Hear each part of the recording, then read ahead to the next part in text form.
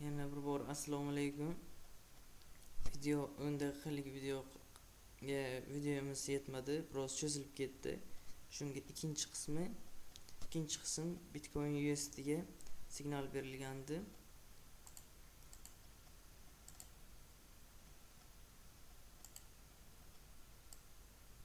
Shu zonadan narx pastga tushadi deb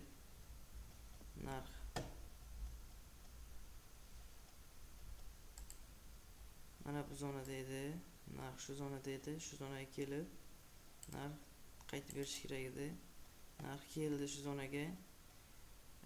Keyinchalik yaxshi qaytib berdi. Hali yana qaytib berish kerak shu zonadan.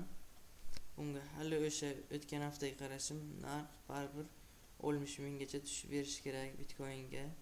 Qarashim shu. Hali menga qarashim sel bunga. Keyingisi Euro Avstraliya dollari. Euro outga buy berilgan signal 4 soatlikda shu zonani belgilab olingan.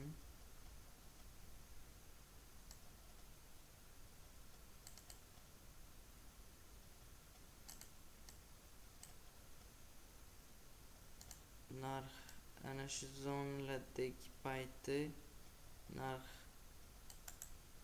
shu zonada edi. Ana shu narx shu yerda edi. Shu yerdan kelib narx ko'tariladi deb aytilgandi. Narx keldi. Ammo shu nimagacha kelmadi, lekin ancha ko'tarilib yana dalch pastga tushdi. Yana bu o'z energiyacha yig'yapti. Qarashim narx kelib dalch yana barib pastga tepaga ko'tarilishi kerak.